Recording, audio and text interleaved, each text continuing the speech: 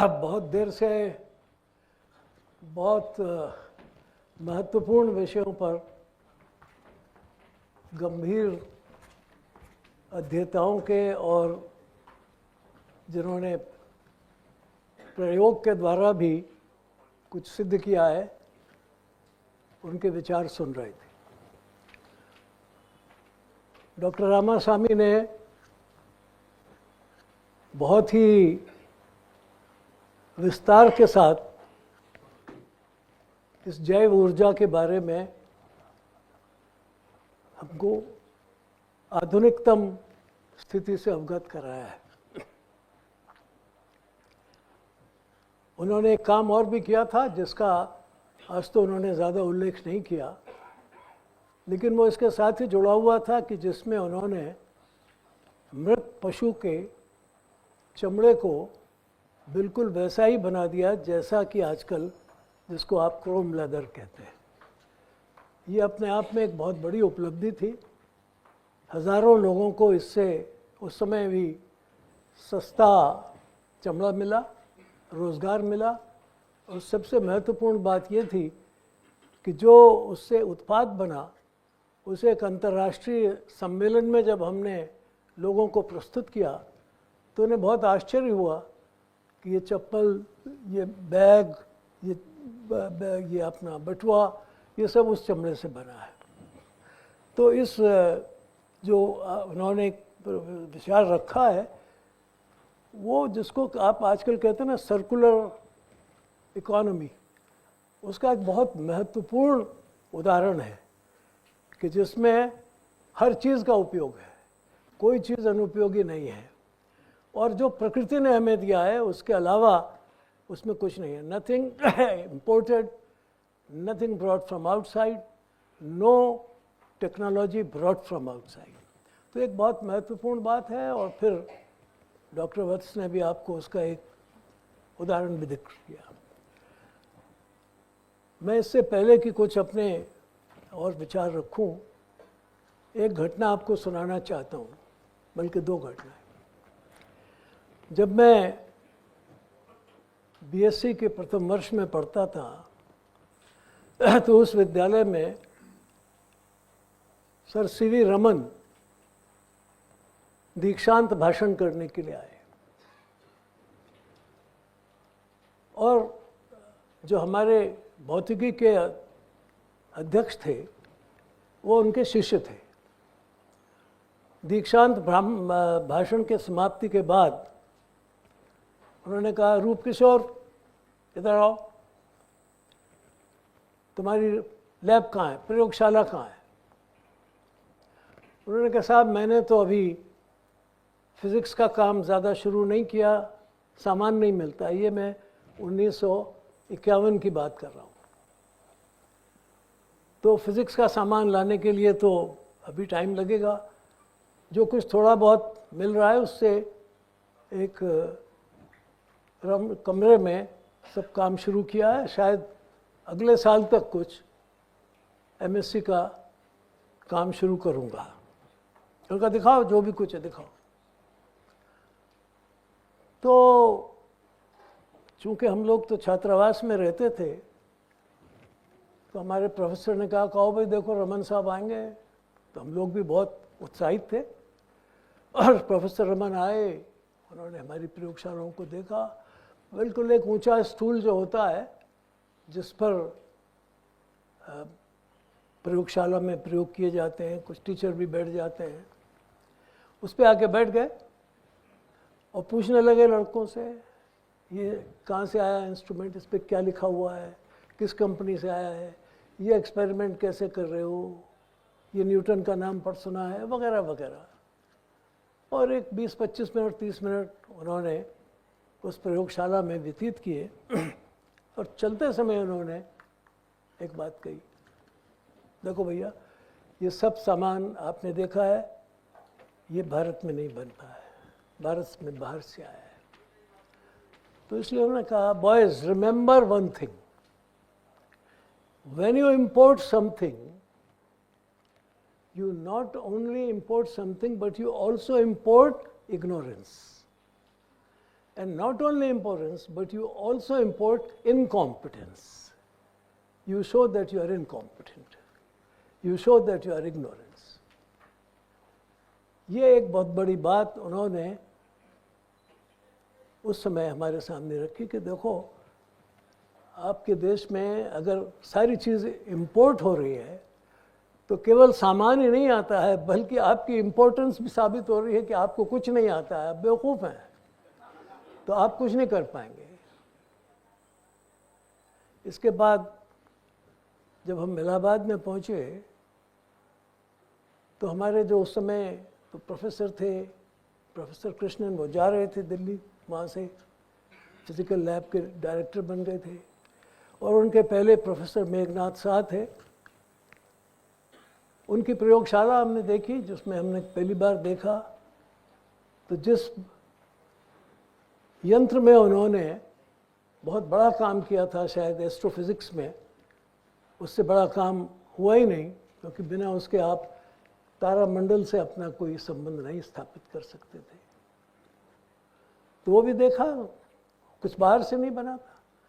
जितना सामान बाहर से बनाना बहुत आवश्यक था, जो बन ही नहीं सकता था, वो थोड़ा सा उन्होंने बनाया था, बना दिया। तो उसको भी देख के लगा कि ये तो वाकई जो प्रोफेसर रमन ने कहा था उसमें बहुत वजन है, ये काम हो सकता है, क्योंकि शाह साहब को तो जिसको कहते हैं एस्ट्रोफिजिक्स का जनक कहा जाता है, उसका पिता कहा जाता है। फिर जब हम एमएससी फाइनल कर रहे थे, कर चुके थे, रिसर्च में थे, तो हमें भाभा साहब से मुलाकात हुई। बाबा साहब आते थे विश्वविद्यालय में, उनका एक भाषण हुआ,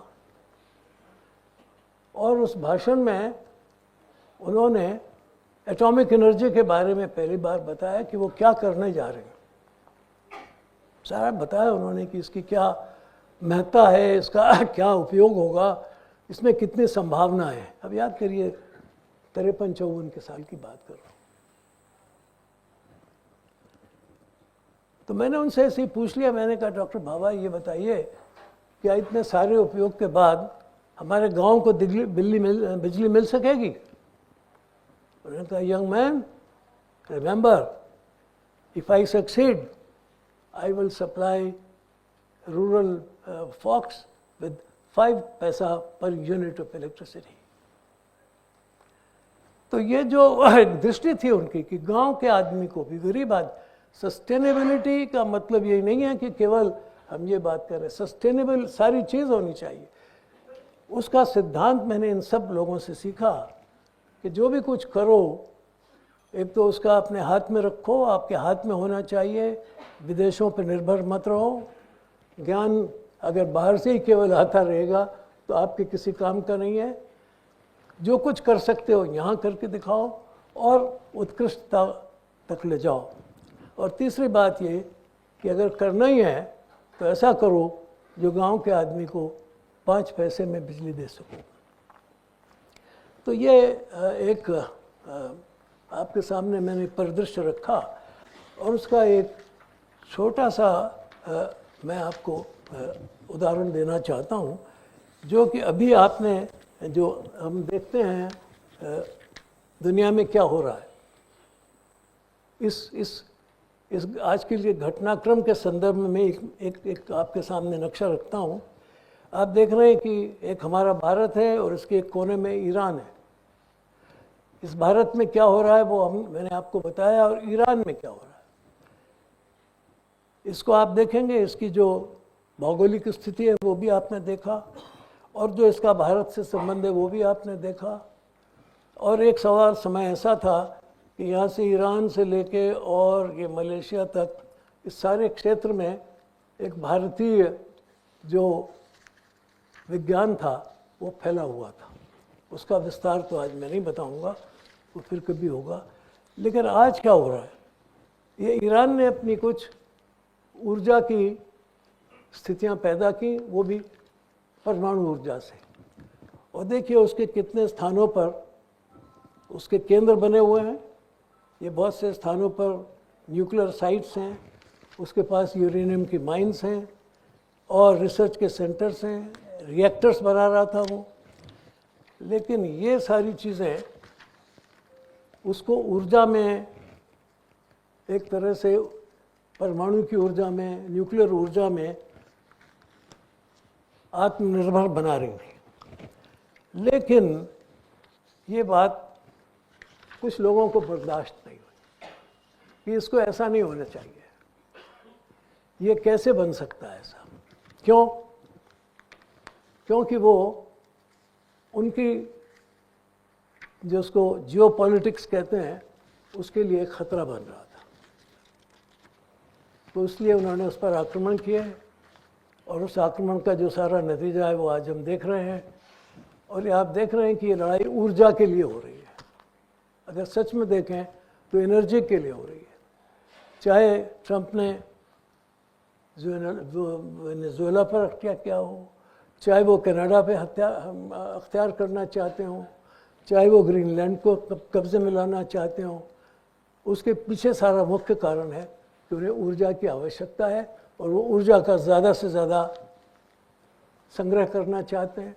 और ये नहीं चाहते हैं कि दूसरे लोग उनके सामने कुछ ऊर्जा की दृष्टि से या आगे चलकर देखें तो आर्थिक दृष्टि से आगे बढ़ सकें या उनके मित्रों को भी ये कुछ तकलीफ दे सकें। इसलिए ऊर्जा का बहुत महत्व है इस समय। सारी दुनिया ऊर्जा के लिए परेशान है। एनर्जी एक सारी दुनिया का इस समय मुख्य केंद्र बिंदु बना हुआ है। अब ज़रा भारत को देखें। अगर ऊर्जा की इतनी आवश्यकता है और ऊर्जा इतना महत्वपूर्ण है तो हम देखें कि हमारी हालत क्या है।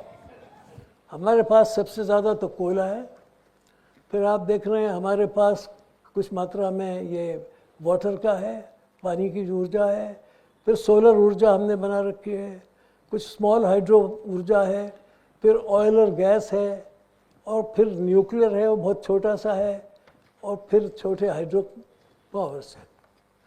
तो इसमें आप देख रहे हैं कि बायो पावर एनर्जी तो बहुत कम है और सबसे ज़्यादा कोल है। और उसके अलावा जिसका आप आजकल ज़्यादा उपयोग करना चाहते हैं उसमें विंड एनर्जी बहुत काफ़ी का आप उपयोग करना चाहते हैं, सोलर एनर्जी का उपयोग करना चाहते हैं, और इसलिए आप ऊर्जा की दृष्टि से यहाँ खड़े हुए हैं।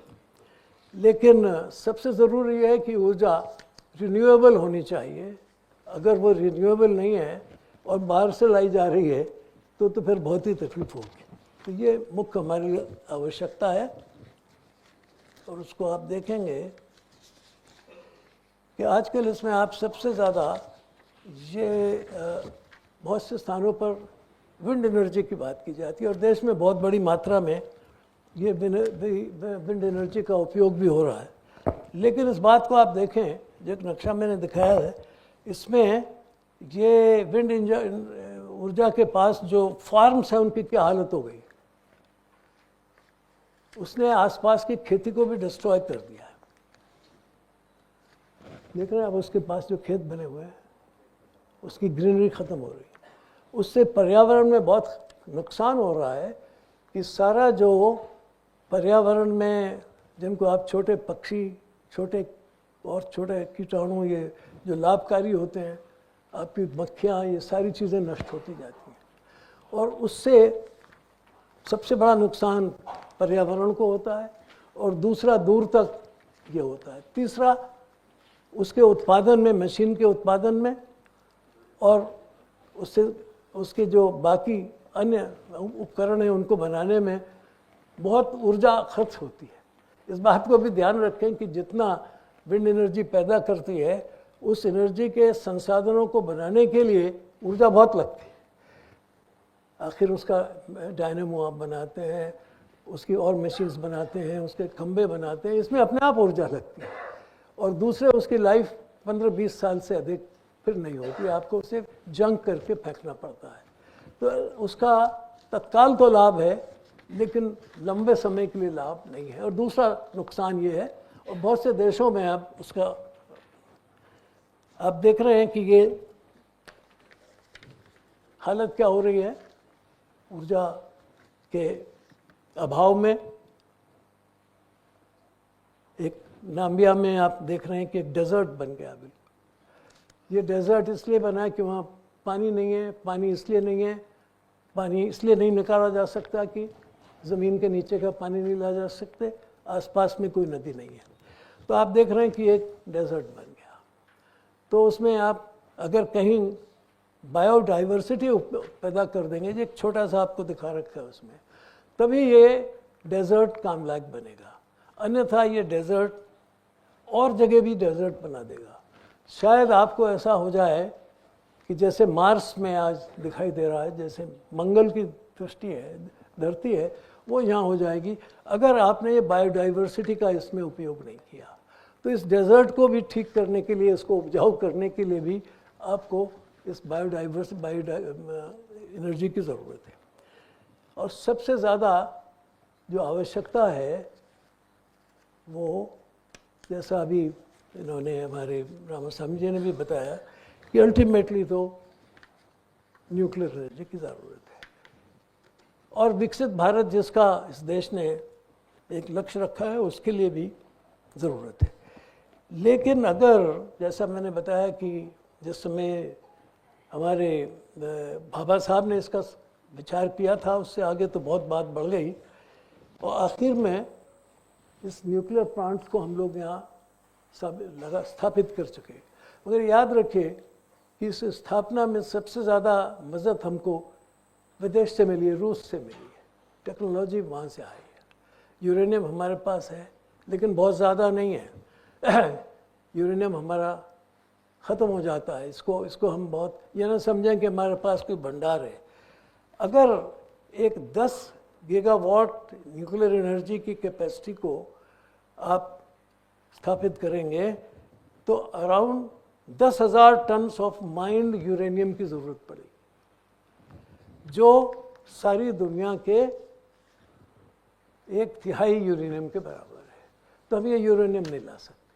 और इसलिए हमने बहुत शुरू में कहा था, जब मैं मिनिस्टर था तब से भी, कि ये यूरेनियम हमको तत्काल तो ज़रूरत है, क्योंकि और तो कोई साधन उस समय है नहीं, उसके बिना काम चलेगा नहीं, एनर्जी तो चाहिए।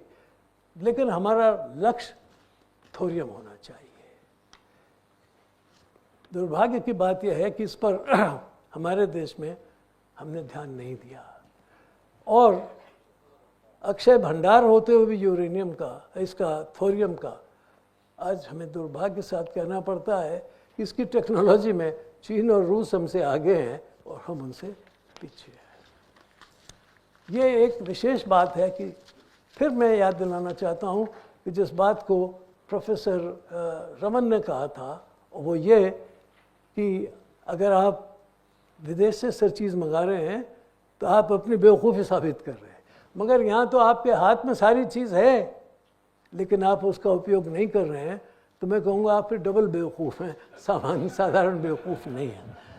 तो इसलिए अब हमने इसके बारे में, जिसका आपने विचार किया, बताया कि अभी तो कल्पक्कम में हमने एक बहुत बड़ा प्लांट, बहुत अच्छी अपनी तकनीक से फास्ट ब्रीडिंग प्लांट किया है। वो शायद अपने तरीके का एक इंडिजिनस टेक्नोलॉजी का है।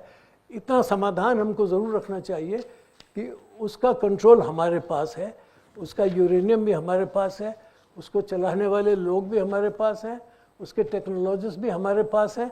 तो इसलिए वो जब तक है वो ठीक चलेगा, मगर यूरेनियम उसका बहुत जल्दी ख़त्म हो जाएगा और दुनिया से हमको मिलेगा नहीं, क्योंकि यूरेनियम जहाँ है उस पर अमेरिका की निगाह नष्ट कर देता है। उसको इस बात को ध्यान में रखना चाहिए।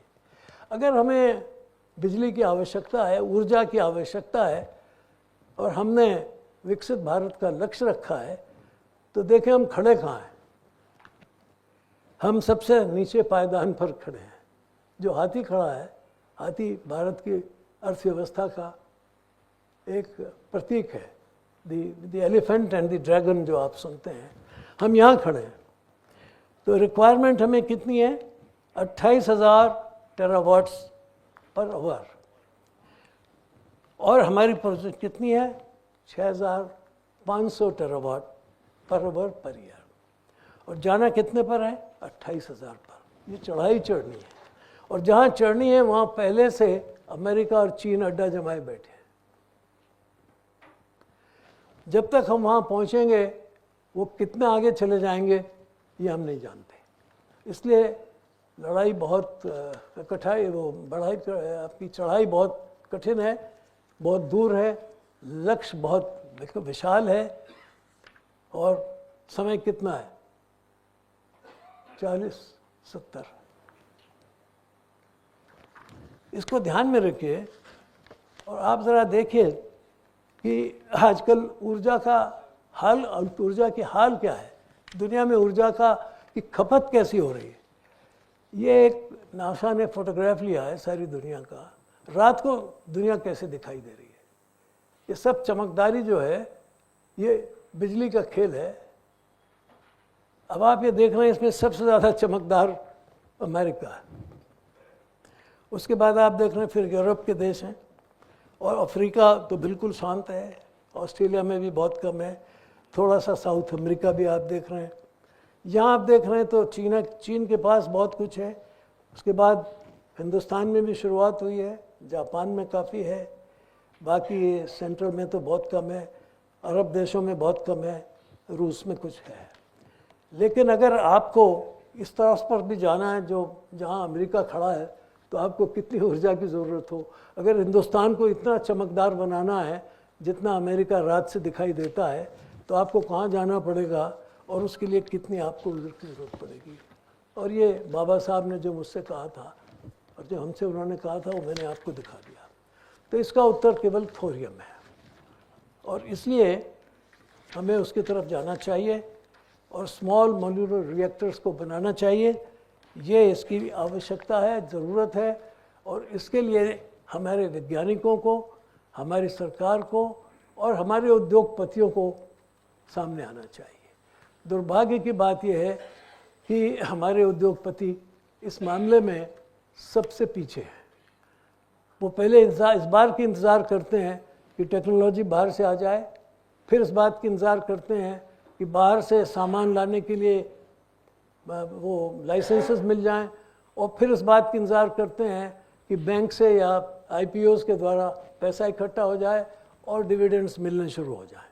इससे देश की तरक्की नहीं हो सकती। इसमें आपको मैं सबसे बिल्कुल बहुत विनम्रता से आग्रह करता हूँ कि सरकार, विज्ञान, उद्योगपति, जनसाधारण, जैसा हमारे रामास्वामी जी ने कहा, इन सबको मिलकर के पूरा ध्यान देना पड़ेगा।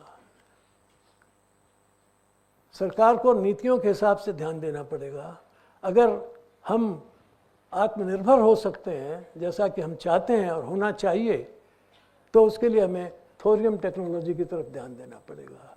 फिर जो हम ये जो समझौते कर रहे हैं कि जिसमें हमने अमेरिका से कुछ समझौता किया, वहाँ की कंपनीज़ को आने के लिए कुछ सुविधा दी, और उसमें जो हमारा एक मूल समझौता था जो पुरानी सरकार ने किया था, जिसमें एक शर्त थी कि जो दूषित करेगा इसको, वायुमंडल को, उसका दाम वो देगा, उसकी सज़ा वो देगा, उसको भी हमने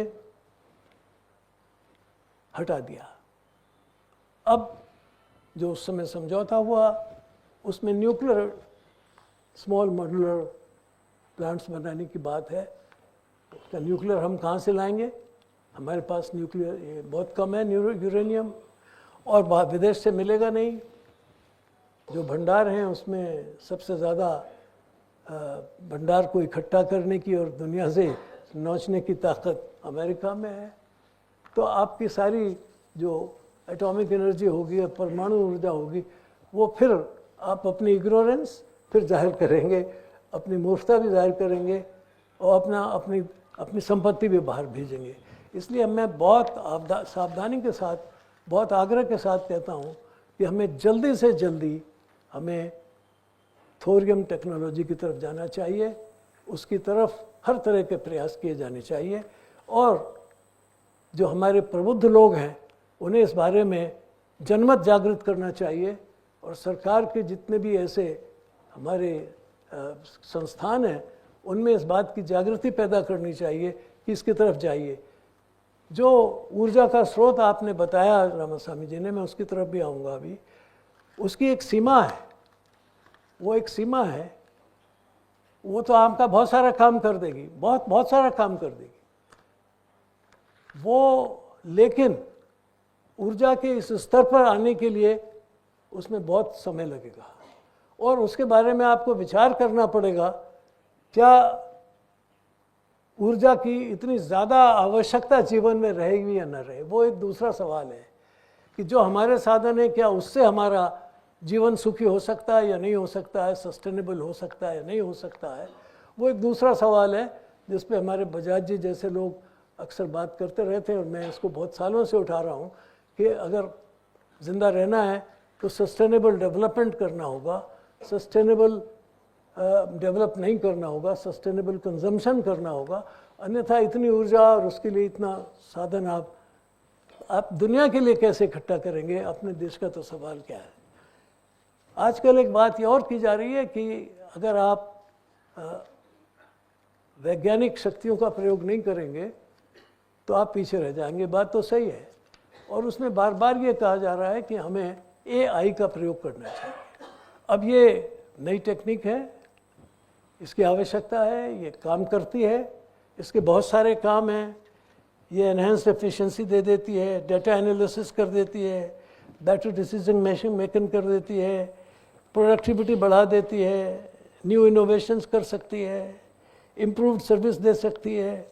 और सबको आजकल शिक्षा के लिए भी कहा जाता है कि लर्निंग के लिए भी इसी से होना चाहिए।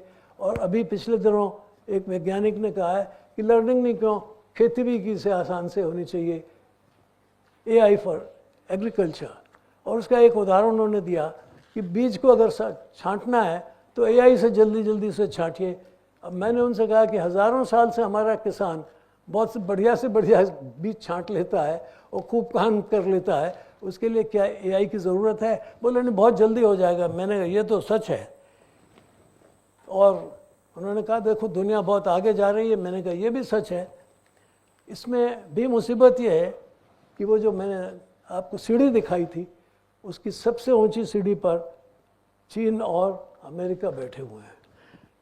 अगर वहाँ जाएंगे तो इन्वेस्टमेंट का ख्याल कर लीजिए कि अमेरिका ने अभी 5-7 साल में 119 बिलियन से बढ़ा के अपना इन्वेस्टमेंट 471 बिलियन कर दिया।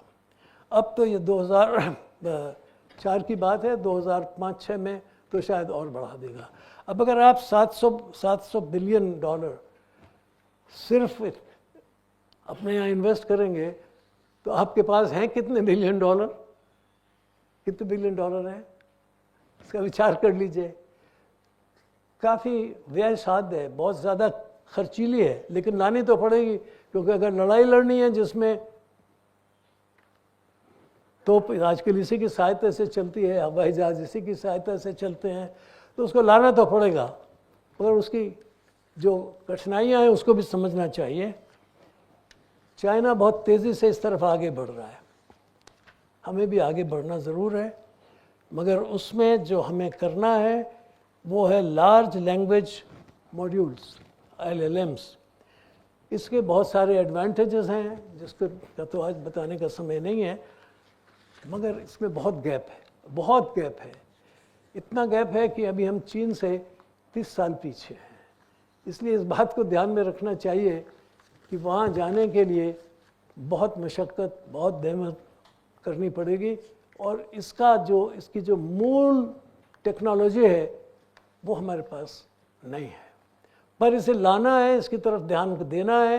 ये मेरा आग्रह है, ये जानते हुए भी कि मैं हाई एनर्जी टेक्नोलॉजी के पक्ष में कभी नहीं रहा, लेकिन जिसको कहते हैं जीवन के लिए, जैसे कभी कभी स्टेरॉयड लेने पड़ते हैं, जो कि हालांकि आखिर में लेने पड़ते हैं, डॉक्टर साहब बताएंगे, जिसकी कभी ज़रूरत पड़ती है, रोज़ तो नहीं पड़ती है, तो उस स्टेरॉयड के तौर पर अपने हमें शायद इसकी ज़रूरत तो ज़रूर पड़ेगी, मगर जीवन के लिए ज़रूरत नहीं है। ये बात ध्यान में रखेंगे, मैं आगे बताऊंगा। क्योंकि जॉफ्री हिल्टन ने, जिसने इसको इजाद किया था सबसे पहले, उसने कहा कि ये शायद ह्यूमैनिटी के लिए कैटास्ट्रॉफी ना हो जाए। वैसे इसमें एक मेरा भी योगदान है कि हिंदुस्तान में सबसे पहले इंफॉर्मेशन टेक्नोलॉजी की जो IIT थी बनाई थी, जिसको ट्रिपल इंफॉर्मेशन टेक्नोलॉजी कहते हैं, उसकी शुरुआत उस समय की थी, ये जानते हुए कि इसकी ज़रूरत पड़ेगी और इसकी शुरुआत करनी चाहिए। मगर वो उसके बाद बहुत धीमी पड़ गई बात, और वो जैसे बायोफ्यूल में हम पीछे रह गए, ऐसे ही इस IIT में भी हम पीछे रह गए, AI में पीछे रह गए। खैर, उसको तो पूरा करना मुश्किल है, लेकिन इसमें सबसे बड़ी बात यह है कि इसको लेना भी है तो ज़रा ध्यान दीजिए कि इसका सबसे बड़ा ख़राब असर पड़ता है एनवायरनमेंट, क्योंकि इसको चलाने के लिए बहुत बड़ी ऊर्जा की आवश्यकता पड़ती है, सिखाने के लिए ट्रेनिंग की ज़रूरत पड़ती है, और ये हमारे लिए मुश्किल होगी। जो इसका काम है डाटा सेंटर्स को इकट्ठा करने के लिए, उसको देखिए, उसमें 4 से 6 billion cubic metre of water की ज़रूरत पड़ेगी 2027 तक। आप किस साल में है? 2026 में। ये बिलियन पानी की ज़रूरत पड़ेगी आपको। आपके पानी की हालत क्या है? घबराइए नहीं, आप दुनिया में सबसे ज़्यादा वाटर स्ट्रेस्ड कंट्री है। You are the most water stressed country. आपका भूजल बहुत ख़राब हो गया है, ख़त्म हो गया है। बहुतों का ख्याल है कि ज़मीन से निकाल लेंगे, पर ज़मीन में पानी नहीं है। बहुत से आपको गाँवों में अगर आप जाएंगे तो उनके यहाँ नल भी है, कल भी है, मगर जल नहीं है, क्योंकि जल ट्यूबवेल से आता है और ट्यूबवेल में जल नीचे से आता है और नीचे जल नहीं है। और यदि वो जल आप और लेंगे तो फ्लोराइसिस, और आजकल तो उससे क्रोमियम भी पहुंच रहा है, कैंसर भी पहुंच रहा है। ये वो उसका जो विज्ञान है वो एक बहुत ख़तरनाक विज्ञान है। उस पर तो मैंने बहुत रिपोर्ट्स भी दी थी सरकार को, लेकिन हम ध्यान नहीं दे रहे हैं। उसको खर्च करना ज़रूरी है, तो कहाँ से जल लाएंगे? और इस साल तो मानसून पता नहीं कितना होगा, कितना नहीं होगा, ये भी नहीं जानते हैं। ग्लेशियर्स किस तरह से पिघल रहे हैं, उसका भी थोड़ा सा ध्यान दूंगा।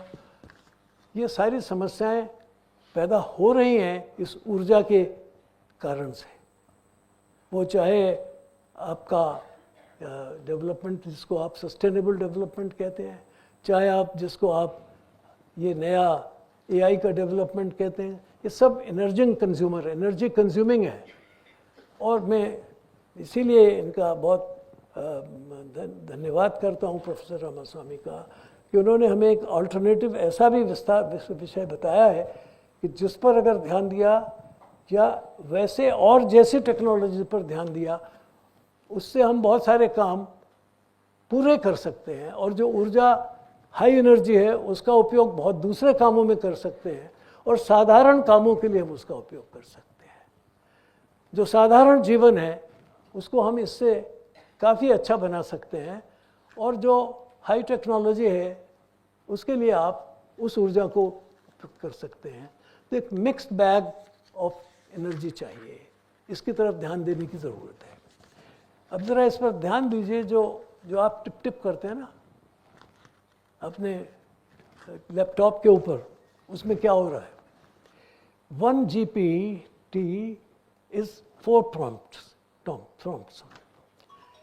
इसमें एक प्रॉम्प्ट में 0.0005 किलोवाट की एनर्जी खर्च होती है, जो 20 सेकंड्स, जैसे आप जितनी देर में एक बल्ब चलाते हैं उतनी एनर्जी होती है जब आप एक प्रॉम्प्ट करते हैं। तो ऐसा नहीं आपने टप लगा दिया, आपको तो लगा कुछ वही नहीं, उंगली दबा दी, ऐसा नहीं है, उतनी एनर्जी खर्च होती है। और अगर 1 बिलियन प्रॉम्प्ट हो, तो 500,000 किलोवाट एक दिन में खर्च होंगे। 500,000 किलोवाट, जो 50,000 घरों को एक दिन में पूरी बिजली देने के लिए समर्थ है। अगर प्रॉम्प्ट्स 10 बिलियन होंगे तो देख लीजिए। और आजकल तो प्रॉम्प्ट आप हर चीज़ में करते हैं। घर बैठे फ्रिज खोलना, ये दबा लो, AC ऑन करना, ये दबा लो, दूसरे कमरे से अपने सेक्रेटरी को बुलाना, ये दबा लो।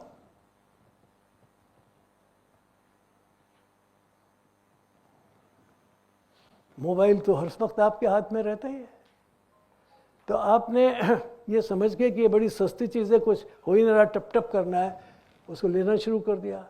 और जो इसका लाभ उठा रहे हैं, जो आप इससे डाटा इकट्ठा कर रहे हैं, उसका कोई आपके पास कोई उसका संधारण का मामला, सारा डाटा बाहर जा रहा है। इस बात को भी ध्यान में रखिए। ये डॉक्टर साहबान यहाँ बैठे हैं, जिन मरीजों की ये सारी पूरी हिस्ट्री बनाते हैं, बड़े बड़े, अगर आप जाएंगे किसी हॉस्पिटल में तो एक मरीज़ के लिए पूरा एक रजिस्टर होता है जिसमें 50 खाने रहते हैं। उस 50 खाने में 50 किस्म के डेटा रहते हैं, और ये सब डेटा उस अस्पताल के काम में बहुत कम आते हैं, पर वहाँ चले जाते हैं जहाँ उनका स्रोत है, जो एनर्जी, जो सर्वर्स है जहाँ, और वहाँ से वो उन मल्टीनेशनल कंपनीज को जो दवाइयाँ बनाते हैं उनको ट्रांसफ़र हो जाते हैं। आपको जितनी बीमारियाँ हैं उसका जितना ज्ञान आपका उस समय का डॉक्टर करता है, उससे ज़्यादा ज्ञान वहाँ एकदम चला जाता है। अगर हिंदुस्तान में 50 लाख आदमियों को एक तरह की बीमारी हुई तो खट से वो कंपनियाँ उसकी दवाई के लिए हिसाब करना शुरू कर देती हैं, और फिर हमारे डॉक्टर कहते हैं अभी नई दवाई आ गई है, इसका इंतज़ाम करिए, और फिर हमारे बिल बनते हैं, और फिर उससे एक आयुष्मान बनता है, फिर उससे एक आपको क्या बनता है, लाइफ कंपनियों के द्वारा बिना बीमा दिया जाता है। तो आपके साथ क्या खेल होता है उसको भी ज़रा समझ कर चलिए। ये इस टेक्नोलॉजी के क्या नतीजे हैं, कहाँ जा रहे हैं, उसको ज़रा ध्यान से दीजिए। करना तो ज़रूर है, क्योंकि दुनिया में ज़िंदा रहना है। एक बात और बताना चाहता हूँ, इसलिए कि वो आप लोग समझें, प्रबुद्ध लोग हैं सब। ये जो खेल हो रहा है, जिसको हम आजकल कंप्यूटर टेक्नोलॉजी कहते हैं, ये एआई कहते हैं, उस खेल का विज्ञान क्या है? ये एक पीरियोडिक टेबल बनी हुई है।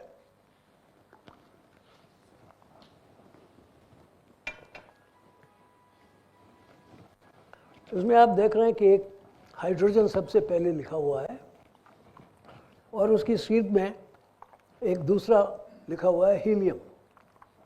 हीलियम के नीचे बहुत सी गैस लिखी हुई हैं, helium, neon, argon, krypton, xenon, radon, ज़ो। ये सब इनर्ट गैसेस हैं, ये किसी से मिक्स नहीं होती हैं, ये इनर्ट गैसेस हैं। इधर केवल एक हाइड्रोजन है जो जीवन के लिए बहुत महत्वपूर्ण है, बहुत मिक्सिंग है, एकदम ऑक्सीजन से मिले तो फिर जल जाती है। अब हाइड्रोजन के नीचे आप देखिए तो जो पहला एलिमेंट है वो लिथियम है। लिथियम के नीचे सोडियम, पोटेशियम, रुबिडियम आगे हैं। सोडियम और पोटेशियम तो जीवन के लिए बहुत आवश्यक हैं, बिना उसके काम चलता नहीं है। लिथियम की ज़रूरत आपको बहुत ज़्यादा, आजकल जो बैटरीज बन रही हैं जिसके वो उसको आपको ज़्यादातर विदेश से मंगाना पड़ता है, लेकिन वो शरीर के लिए तो लाभकारी नहीं है, मगर इंडस्ट्री के लिए लाभकारी है। इसके बगल में है बेरिलियम, उसके नीचे है मैग्नीशियम, कैल्शियम, स्ट्रॉन्शियम, बेरियम। इसमें मैग्नीशियम, कैल्शियम, इसकी ज़रूरत तो काफ़ी पड़ती है शरीर के लिए, और स्ट्रॉन्शियम की भी कभी कभी पड़ जाती है। बेरियम तो बेरियम मील आप लेते हैं, डॉक्टर साहब को कोई बात देते हैं। रेडॉन ये रेडियम एक्टिव। तो इसमें से जो आपने देखे कि जो सारे एलिमेंट्स हैं ये सीधे सीधे जीवन को नहीं देते हैं, लाइफ के लिए यूज़फुल तो हैं, पर they are not life producing. मगर अगर आप इस लिथियम की सीध में चले जाएं, अब हॉरिजॉन्टली इधर, तो पहला आपको मिलेगा बेरियम। बेरियम के बगल में मिलेगा कार्बन, कार्बन के बगल में नाइट्रोजन, नाइट्रोजन के बगल में ऑक्सीजन, ऑक्सीजन के बगल में फ्लोरीन।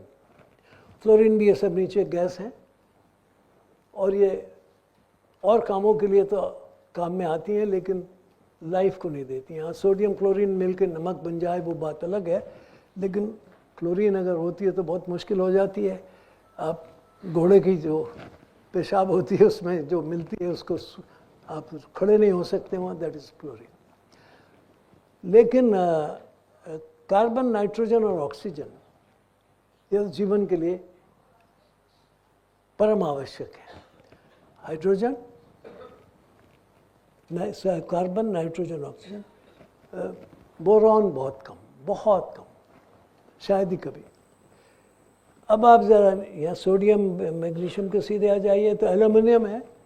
तो एल्युमिनियम तो ज़्यादातर उसको लोग मना ही करेंगे, और उसका तो अगर शरीर में आ जाए एल्युमिनियम फॉस्फेट आ जाए तो फिर तो बहुत कुछ तकलीफ़ें होने लग जाती हैं। तो उसको तो लोग अवॉइड ही करेंगे। आजकल तो कहने लगे हैं कि वो जो एल्युमिनियम के बर्तन आते हैं उनको भी अवॉइड ही कीजिए वगैरह वगैरह। तो वो भी लाइफ गिविंग नहीं है। फिर है सिलिकॉन। सिलिकॉन क्या है? पत्थर। सिलिकॉन क्या है? रेत। सिलिकॉन क्या है? ये आप जिसको कहते हैं आपका ये घरों में जो आप लगाते हैं पत्थर, वो है। फिर आप आ जाइए फास्फोरस, वो भी शरीर के काम आता है पर बहुत कम। सल्फर, वो भी शरीर के काम आ जाती है, वो भी बहुत कम, लेकिन हाँ लाइफ के साथ। फिर वो क्लोरीन वगैरह तो है। बाकी ये सेलेनियम और टेल्यूरियम और पोलोनियम वगैरह जो है, इसमें सेलेनियम थोड़ा कभी काम आता है, आपके बाल वगैरह की दृष्टि से कभी ज़रूरत पड़ती है, बट बहुत कम। It's not a very necessary compulsory element नहीं है। बाकी तो आप सब इसमें से ऐसा और कोई नहीं है नीचे जो आपके जीवन के लिए आवश्यक हो। लेकिन सबसे आवश्यक है कार्बन, नाइट्रोजन, ऑक्सीजन, हाइड्रोजन। इसके बिना आपका जीवन नहीं चलता है। लेकिन अगर आप कार्बन को सिलिकॉन से रिप्लेस कर दें तो क्या होगा? जरा सा कार्बन को सिलिकॉन से रिप्लेस कर दें तो क्या होगा?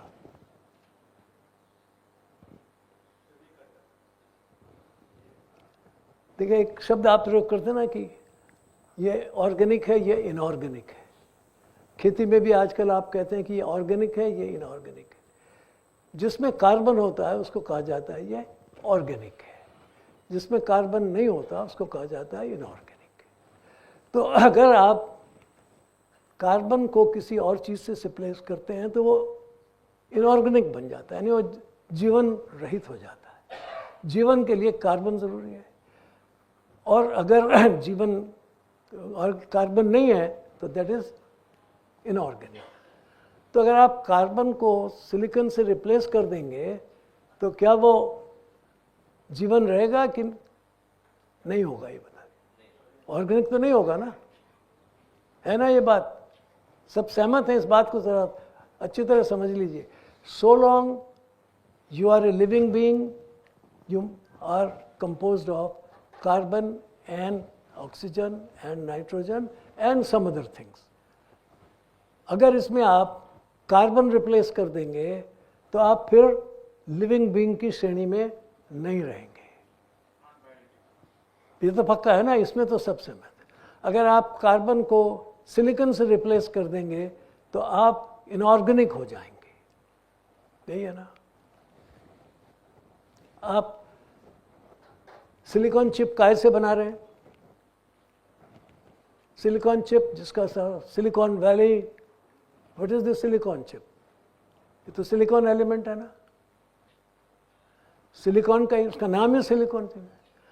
व्हाट इज दिस AI और कंप्यूटर? That is silicon. अब आप उस सिलिकॉन से बनी हुई चीज से काम कर रहे हैं, यही है ना? क्या हो रहा है? आप कह रहे हैं कि ये हमको नॉलेज दे रहा है। AI भी नॉलेज है ना, बच्चों को भी पढ़ा रही। आप आजकल तो कंप्यूटर से टाइप कर रहे हैं और वो कहता है कि अच्छा आपको इसका जवाब चाहिए, वो जवाब भी दे देता है। तो कहते देखो काम तो हो ही रहा है। लेकिन ये तो बात आप ध्यान के रखिए कि वो कार्बन नहीं कर रहा है काम, वो सिलिकॉन कर रहा है, और वो इनऑर्गेनिक है, वो ऑर्गेनिक नहीं है। तो एनी कंप्यूटर डिवाइस और any AI device will never be organic. वो कभी भी माइंड को रिप्लेस नहीं कर सकती, ये बुनियादी बात है। It can never never never replace your mind. इस गलत फहमी में तो मत रहिए कि अगर ये आएगी तो हम सारी दुनिया के बादशाह हो जाएंगे। ये नहीं होता है, असंभव है। हाँ, क्या होगा कि आप एक आर्टिफिशियल दुनिया बना सकते हैं, एक ऑर्गेनिक दुनिया के बजाय आप इनऑर्गेनिक दुनिया बना सकते हैं। उसका एक नमूना क्या है कि अभी पिछले दिनों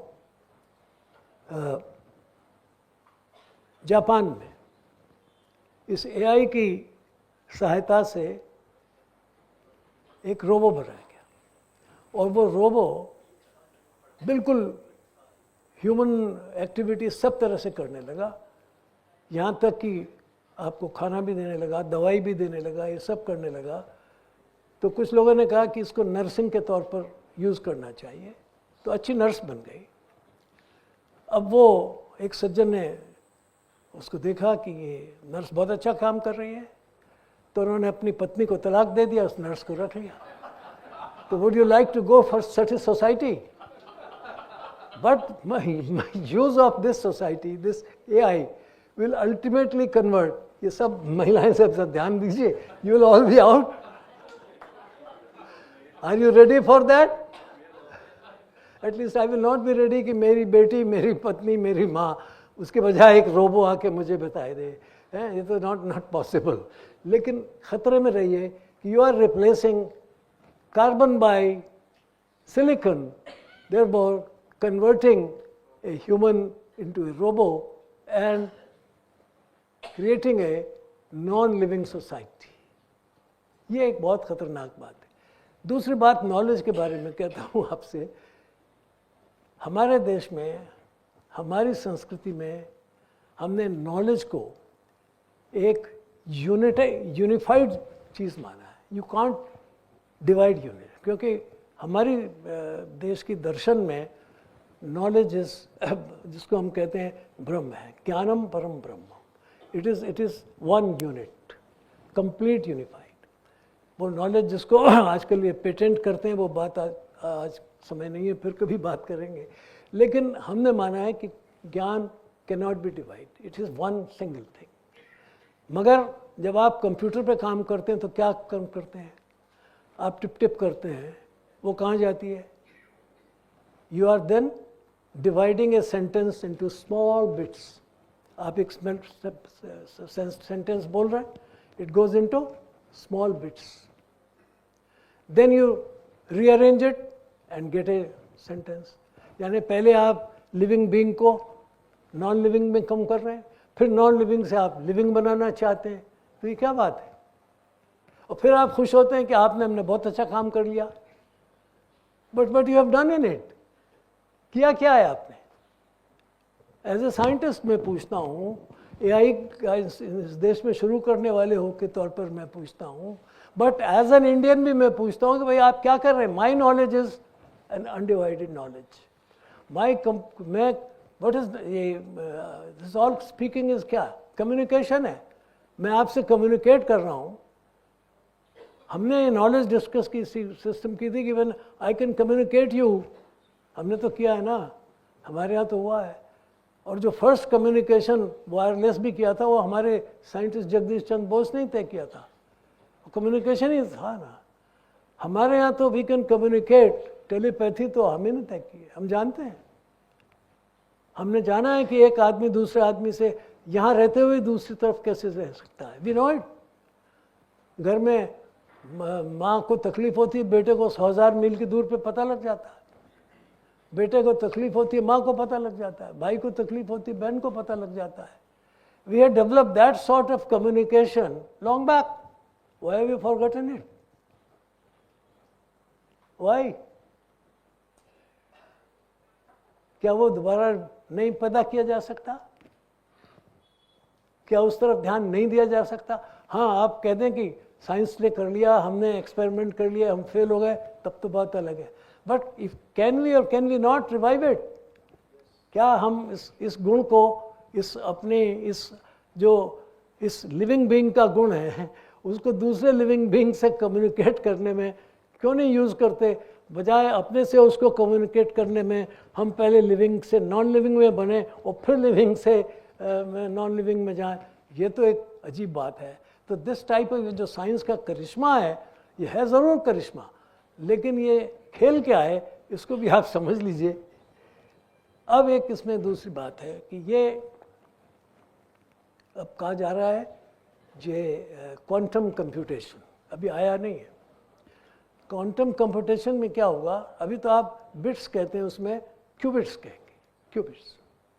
उसमें कहते हैं कि नॉलेज बहुत ज़्यादा फास्ट जाएगी, जल्दी होगी, क्विक होगी, ज़रूर होगी। कैसे होगी वो अभी पक्का नहीं है, उसमें कोशिश हो रही है।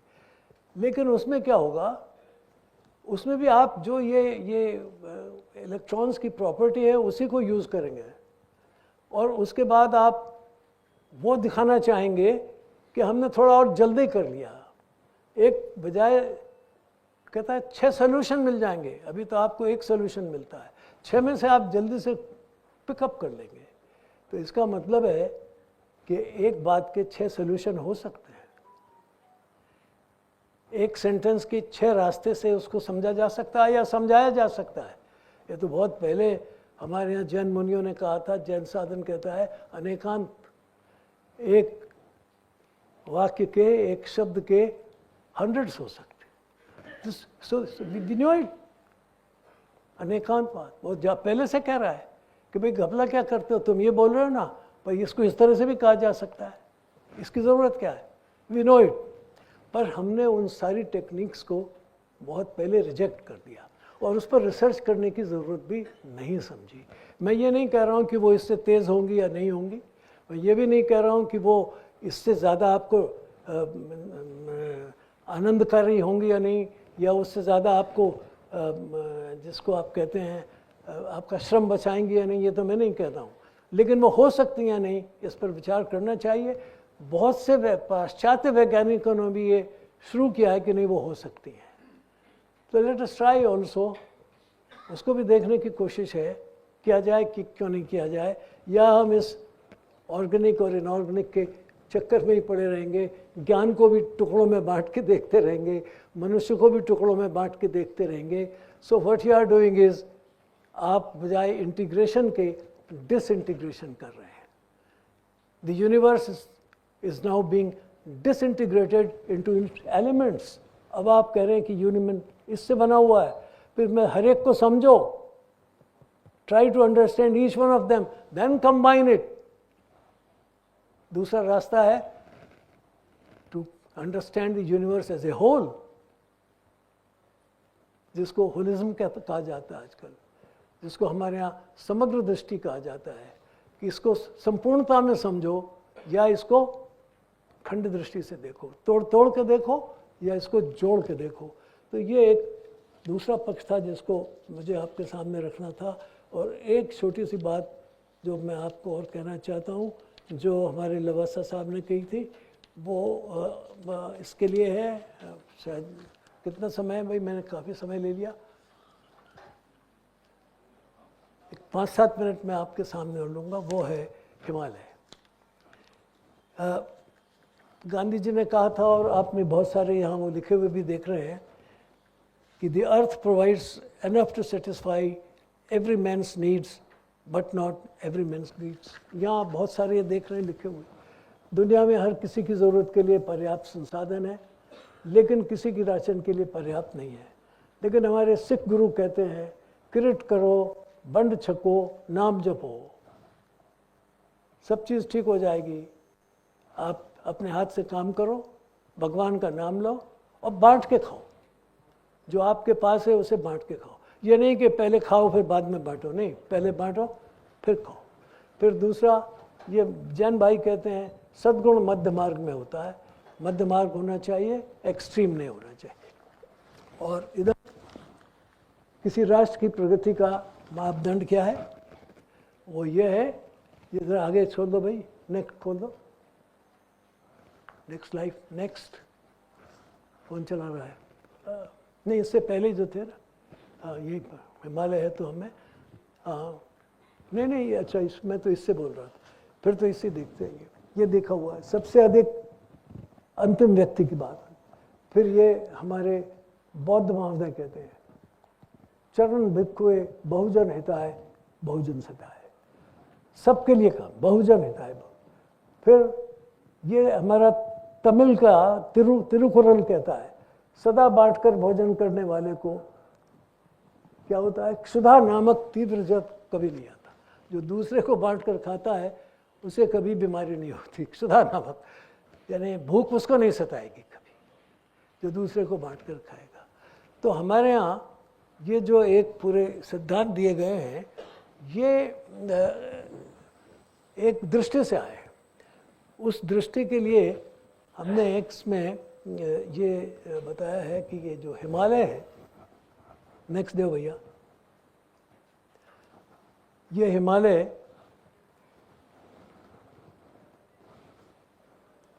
एक तो सारे धर्मों का आश्रय है, इसमें सारे धर्म निवास करते हैं हिमालय में। हिमालय में बद्रीनाथ भी है, केदारनाथ भी है, आपके हेमकुंड साहब भी है, पांवटा साहब भी है, फिर आपके इसमें आ जाइए तो ये आपका वैष्णवी देवी भी है, फिर आप आगे चले जाइए तो हमारे अमरनाथ धाम भी हैं। सिखों के तमाम तीर्थ यहाँ मौजूद हैं, बौद्ध तीर्थ सारे मौजूद हैं, चरार शरीफ भी इसी में मौजूद है। तो आप यहाँ देखेंगे कि बिल्कुल राइट फ्रॉम आपके Arunachal and down up to Kashmir, ये सारे धर्म इसमें मौजूद हैं। थोड़ा आगे चले जाइए तो आपको पारसी धर्म भी मिलेगा, वो भी यहीं से है, ज़रथुस्त्र यहीं था, अवेस्टा। तो ये सारे धर्म का जो वो है वास ये हिमालय में है। और दूसरी बात ये है कि श्री कृष्ण जी ने गीता में एक बात कही है कि मैं शैला नाम अस्मि हिमालय, जो दुनिया में सबसे बड़े पहाड़ हैं, शैल हैं, उसमें तो मैं हिमालय हूँ, और जो नदियाँ हैं उसमें सबसे बड़ी मैं गंगा हूँ। तो ये हिमालय और गंगा ये तो बॉडी ऑफ लॉर्ड कृष्ण है। भगवान स्वयं कहते हैं कि मैं पर्वत के रूप में हिमालय में हूँ और नदियों के रूप में मैं गंगा में। तो एक तरह से जो हमारी सांस्कृतिक पूरी अवधारणा है वो इस एक में पूरी हो गई है। बहुत दिनों से हम सुनते आए थे वो ये संतरी हमारा, ये पास हिमालय जो पर सबसे ऊंचा, वो संतरी हमारा, वो पासमा हमारा। इकबाल का वो गाना है ना, सारे जहाँ से अच्छा हिंदुस्तान हमारा। ये सुनते चले आए हैं, बहुत सुन रहे हैं कि ये वो एक देश की यानी जो संस्कृति है उसको पूरे तौर पर वो करता है और भारत की एक महिमा का को प्रदर्शित करता है। तो इसलिए और वो हमको बहुत कुछ देता है। तो मैं बहुत सा स्क्रिप्ट करूँगा क्योंकि टाइम बहुत हो गया है। तो इसी एक पहले इस चित्र से भी बहुत कुछ मैं अपनी बात कह दूँगा। ये आप देख रहे हैं, इसमें से सारी नदियाँ इस सारे क्षेत्र में हिमालय से आ रही।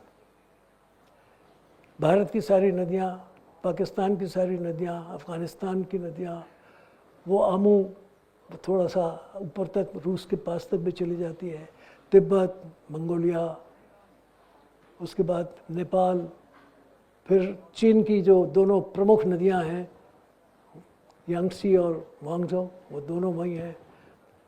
फिर ये बाकी सारी नदियां आप देख रहे हैं, सारे दक्षिण एशिया, दक्षिण पूर्वी एशिया तक सबको टोटल सारा अगर जीवित है तो इस हिमालय की वजह से जीवित है। अगर ये नष्ट हो जाए तो ये पानी की एक बूंद नहीं मिलेगी, नॉट वन ड्रॉप।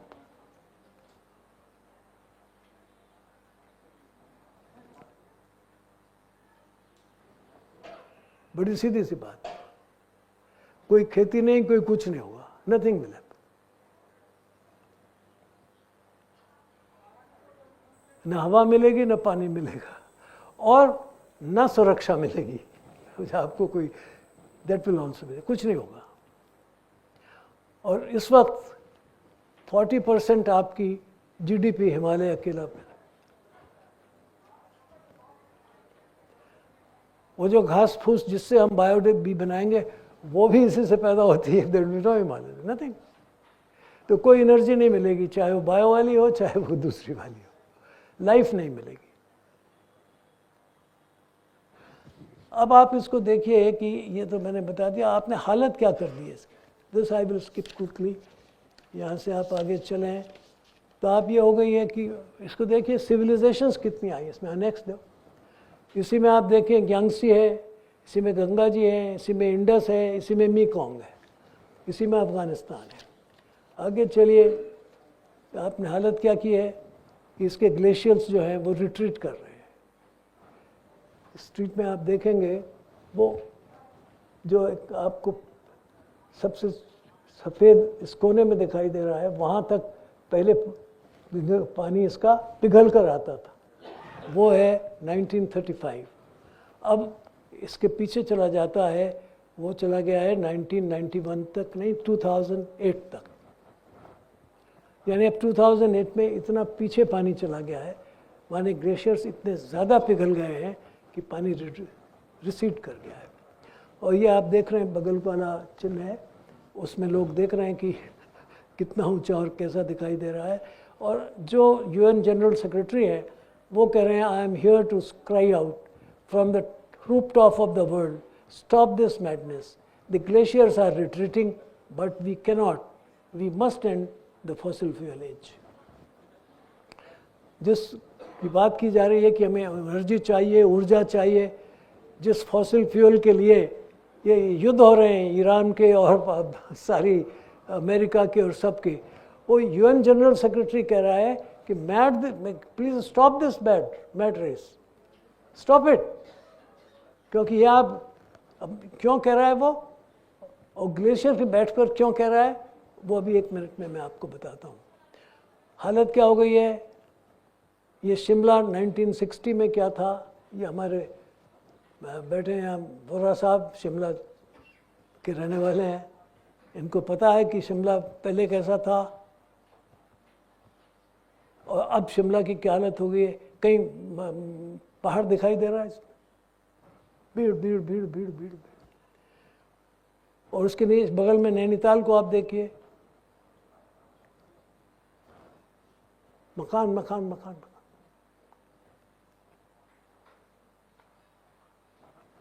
तो आप कर क्या रहे, जोशीमठ 1980-90 में क्या था, दो छोटे छोटे कुछ मकान थे। अब 2020 में क्या है,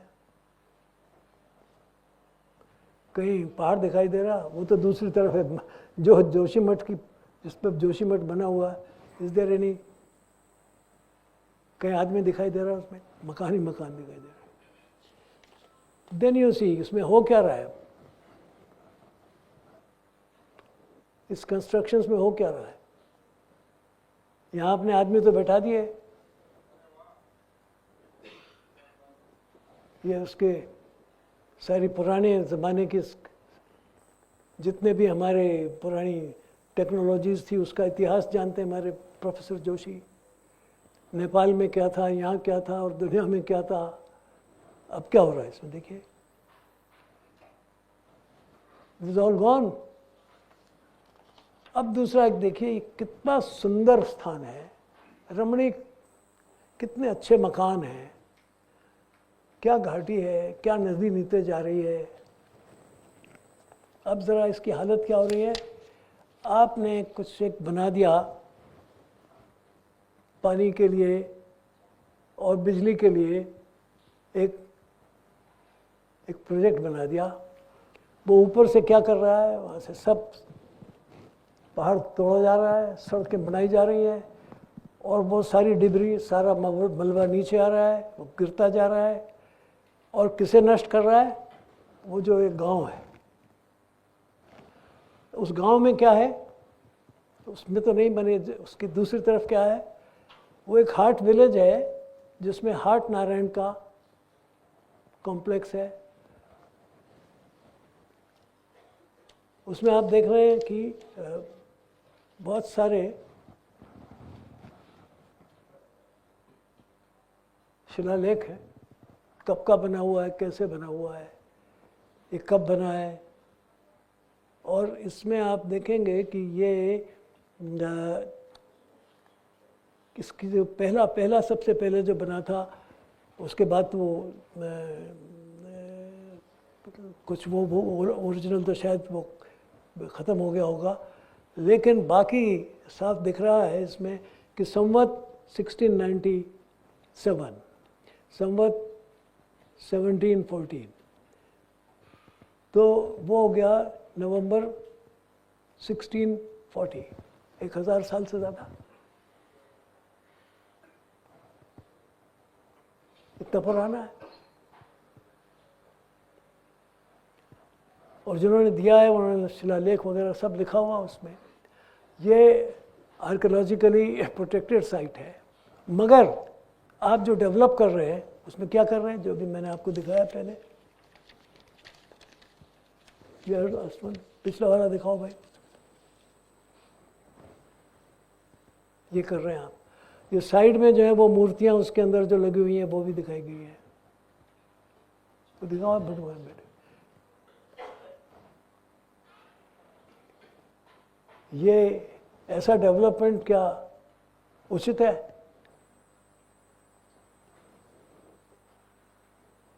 क्या ये संधारणीय है? Is it sustainable? क्या ये टिक सकता है?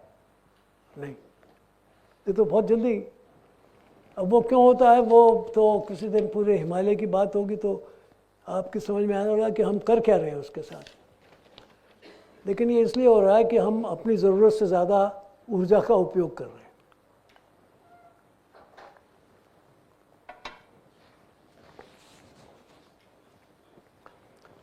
एक प्लेनेट है 1.0, आप कितना खा गए? 1.75, 1.7, तो जितना है आप उससे ज़्यादा खा गए ना।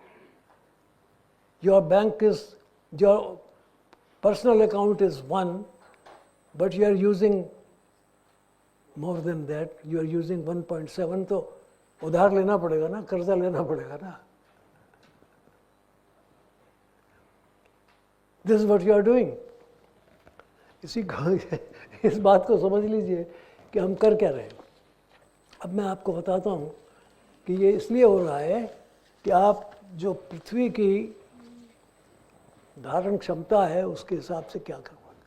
क्योंकि एक बात तो समझ लीजिए कि आप एक प्लेनेट पर 2 प्लेनेट का काम नहीं कर सकते।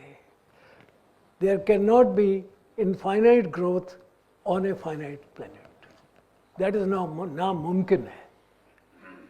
whatsoever technology, whatsoever science, whatsoever you may do, लेकिन it's not possible to have infinite growth in a finite planet, but you are doing it.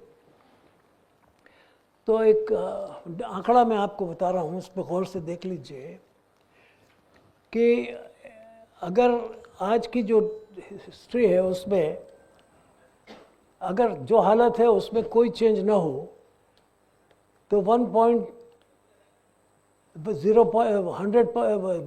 10.4 billion peak है 2026 तक। इससे आगे फिर मैक्सिमम पॉपुलेशन नहीं रह सकती। और इसका कंजम्पशन जितना आज का ग्लोबल कंजम्पशन है उसका जो लेवल है, ये भी हाईएस्ट कंजम्पशन नहीं, जो एवरेज कंजम्पशन होगा वहाँ। और इसमें CO2 वाटर डाइवर्सिटी मिल जाएगा। प्रोबेबिलिटी कॉन्सेंसस है, लोग कहते हैं, UN वाले कहते हैं हाँ पॉसिबल है कर लीजिए, मगर population will be speak by 226, overshoot continues, आप उसके बाद तो नष्ट हो जाएंगे। लेकिन अगर आप consumption for all at US consumption, तब क्या होगा, 260 कैप हो जाएगा। उसके आगे फिर आप कंज्यूम नहीं कर सकेंगे और आपकी पॉपुलेशन 1.2 से 1.5 से 2 बिलियन में रह जाएगी। अब तय कर लीजिए, अगर यूएस का कंजम्पशन लाना है, जो विकसित भारत का लक्ष्य है, तो पॉपुलेशन कहाँ जानी चाहिए?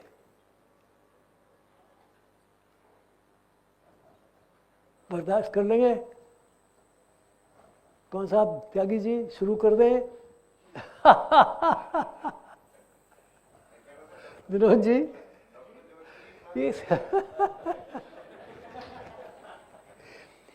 एनर्जी लैंड तो फिर उधर इकोलॉजिकल कॉन्सेंस भी रहेगी, मगर 8 billion consume like Americans, then we will need 5 earths. उसके लिए 6 दुनिया कहाँ से लाएंगे? गांधी जी ने कहा था 7 प्लैनेट्स, तब वो अकेले जो ब्रिटेन का कंजम्पशन था वो हिंदुस्तान को देने की बात कर रहे थे। उस अब आप आगे चलिए।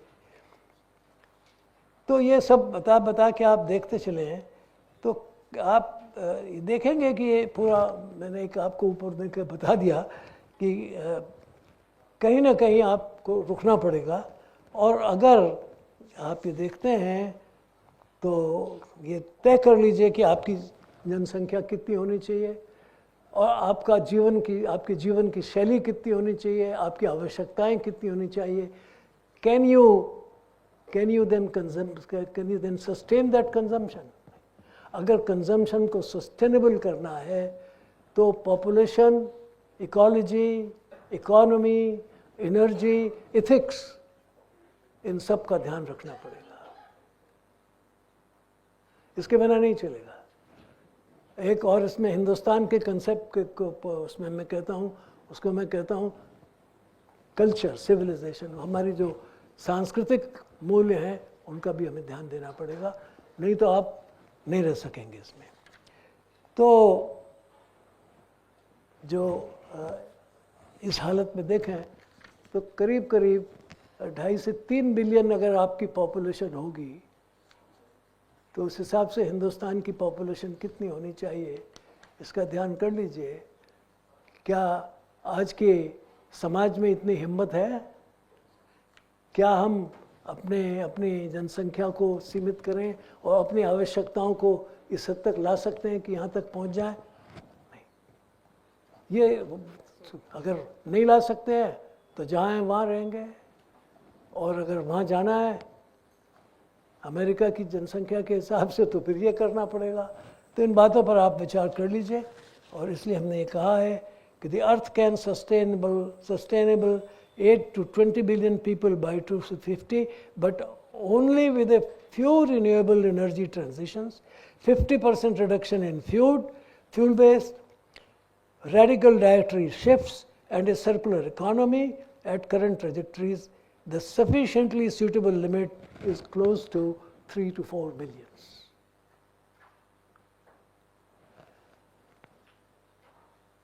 अगर सस्टेनेबल रहना है तो पृथ्वी की धारण क्षमता जितनी है, नहीं तो पृथ्वी नष्ट हो जाएगी। और आप नष्ट करने पे तुले हुए हैं, क्योंकि आप जो आप हिमालय में कर रहे हैं वो तो वही कर रहे हैं। अब ये मैंने आपको बता दिया है sustainable consumption benchmarks for country level भी मैंने आपको बता देता हूँ कि इंडिया में करंट इकोलॉजिकल फुटप्रिंट है 1.2 बिलियन का रफली, तो 1.4 हो गया अब तो। One planet sustainable level 1.64, overshoot में आपका विद इन हो सकता है अभी।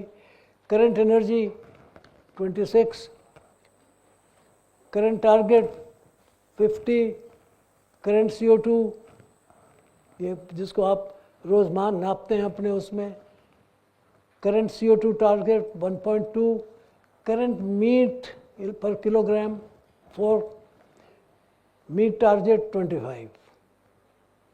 ये आप है इसको कह के हाँ इसी में रहना तो रही है। और अगर आप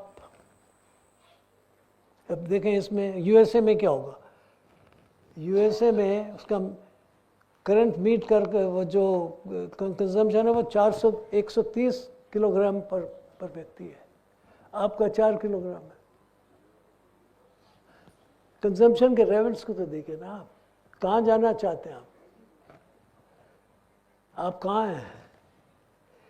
इसको अगर आप करेंगे तो क्रिटिकल ओवरशूट होगा आपका भी। तो कुल मिलाकर के आप ये देखेंगे कि चाइना का भी यही हाल है कि अगर आप ये देखेंगे कि वन प्लेनेट की सस्टेनेबिलिटी में, तो अगर आप सब जगह देखेंगे तो आपकी हालत जैसी आज है उसको आपको बदलना पड़ेगा, जनसंख्या घटानी पड़ेगी और फिर उसकी जो सस्टेनेबल लेवल्स हैं, लिमिट्स हैं हर चीज़ की, वो भी मैंने आपके सामने रख दी है कि can you do it. Energy consumption के भी मैंने डाटा निकाल के बता दिया है। अब ये आप देख लीजिए कि इसका नतीजा क्या हो रहा है। इसका नतीजा है कि सारी दुनिया में पॉवर्टी किस हद तक चली गई है, विषमता कहाँ तक चली गई है। World is extremely unequal share of global income और वेल्थ पर ग्रुप 2025। ये आप देखिए, सबसे पहले इनकम है उसका 53% तो ये जो टॉप लोग हैं उनके पास है और 38% मिडिल उनके पास है और केवल 8% के पास बाकी है। लेकिन अगर आप उनकी वो देखें वेल्थ, तो वेल्थ में देखें जो टॉप वाले हैं उनके पास तो 75% है और जो बीच वाले हैं उन पर 23% है और जो सबसे नीचे हैं उन पर 2%। ये जो चीज़ है ये सबसे ख़तरनाक है, क्योंकि ऊपर वाले की वेल्थ बढ़ रही है और नीचे वाले की गरीबी बढ़ रही है। ये जो चीज़ है ये अनसस्टेनेबल है। ये भी, this is most important development of unsustainability. अगर वर्ल्ड बाकी उधर आप अनसस्टेनेबल हैं तो यहाँ भी अनसस्टेनेबल होगा। आप लाख कोशिश कर लीजिए, अगर आप एनर्जी कंजम्पशन वैसा ही रखेंगे, बाकी चीज़ें वैसे ही कंजम्पशन रखेंगे, ये डिस्पैरिटी आप दूर नहीं कर सकते। The present model of removing poverty will fail, क्योंकि जो सिस्टम है उस सिस्टम का नतीजा ये है। और अगर आप देखेंगे कि इसका दूसरी तरफ मैंने बता भी दिया कि ये इसलिए हो रहा है कि जो गरीब जो अमीर दोष है वो सबसे ज़्यादा ऊर्जा का उपयोग कर रहे हैं, सबसे ज़्यादा इमिशंस पैदा कर रहे हैं, सबसे ज़्यादा वही प्रदूषण पैदा कर रहे हैं। और इसका नतीजा ये भी है कि आप देखेंगे कि सस्टेनेबिलिटी और ये इनकम्स की हालत में क्या है। ब्राज़ील में आप देखिए कि धनी आदमियों की और गरीब आदमियों के बीच में कितना अंतर है। तो देखिए इधर दिख रहा होगा शायद, वो नीचे है इसमें, क्या ऊपर से नीचे बिल्कुल ऐसा अंतर है कि देखेगा ही नहीं। उसके बाद कनाडा में क्या है कि कुछ दिनों तक वो अंतर बराबर रहा, ठीक रहा, फिर वो भी बढ़ने लगा। क्यों? उसने भी अपना कंजम्पशन बढ़ाना शुरू कर दिया, उसने भी डेवलपमेंट का वही रास्ता लेना शुरू कर दिया, ये हो गया। चाइना में आप देखिए कितनी विषमता बढ़ रही है, विषमता बढ़ रही है। ब्राज़ील का दिखाया मैंने आपको, कनाडा दिखाया, चाइना का दिखाया। अब डेनमार्क को आप देखिए, ये कुछ है, ये बिल्कुल ठीक चल रहे थे, ये भी बढ़ने शुरू हो गए। हंगरी को आप देखिए, ये भी पहले बिल्कुल ठीक थे लेकिन फिर ये भी अभी तो बराबर चल रहे हैं। भारत को देखिए, ये कहाँ से कहाँ पहुँच रहे हैं। हमारी विषमता कितनी ज़्यादा बढ़ रही है 2000 पर। तो अगर आप एनर्जी कंजम्पशन बढ़ाते जाएंगे तो उसके नतीजे क्या हो रहे हैं, प्रोडक्शन सिस्टम में एनर्जी ज़्यादा बढ़ेगी। उसके नतीजे क्या हो रहे हैं कि जिनके पास एनर्जी ज़्यादा है, जिनके पास पैसा ज़्यादा है, वो सारी दुनिया को एक बाज़ार के तौर पर प्रयोग कर रहे हैं। और इसलिए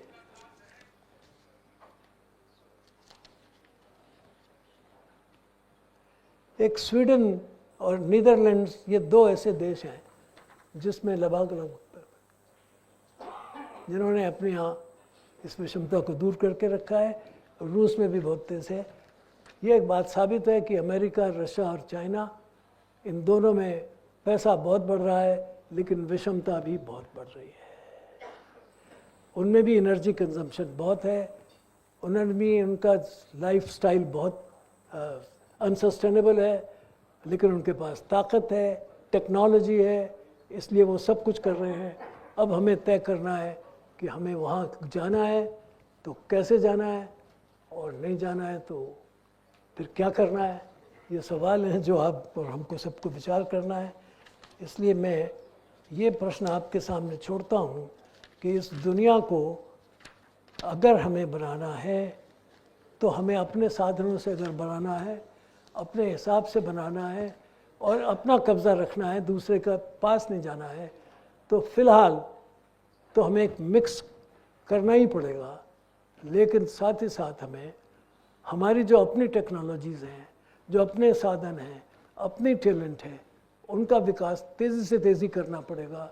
तो बायोफ्यूल से लेकर थोरियम तक इस यात्रा को हमें अपने पैसे, अपने साधन, अपने टेक्नोलॉजी से कैसे जल्दी से जल्दी पूरा करना है, इसका विचार हमें करना चाहिए। और अगर ये विचार हमने जल्दी कर लिया तो हम भी आगे ताकतवर हो जाएंगे। नहीं तो ख़तरा ये है कि हम सिर्फ एक बाज़ार बने रह जाएंगे। हम दुनिया का सामान बेचेंगे और सामान्य आदमियों के तौर पर रहेंगे। फैसला हमें और आपको करना है। दृश्य मैंने आपके सामने